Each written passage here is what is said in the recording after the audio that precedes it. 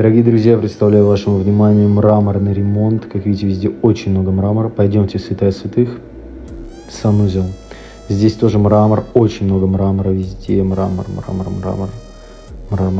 Значит, санузел, ну вот красивый, мраморный.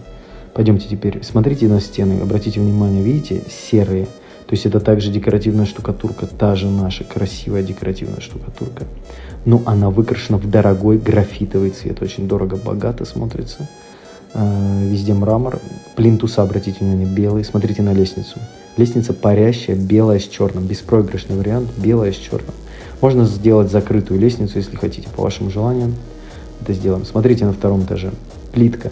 У нас плитка под ламинат, под дерево, чтобы было уютно. Вот в комнату заходим. Здесь тоже серые стены, трековое освещение. 13,5 квадратов, напомню. Видите, так домашне, уютно, красиво. Если вам цвет комнат нужен другой, можем обговорить и сделать белый, например. Санузел на втором этаже. Смотрите, здесь большая ванная, джакузи, санузел, унитаз. И плитка серая, темно-серая такая, видите, на стене. Так, следующая комната, такая же, 13,5 квадратов. Все то же самое, зеркальная комната. Белые плинтуса, белые двери хорошие, дорогие. И в третью комнату сейчас зайдем. Вот, смотрите, тоже серая, в общем.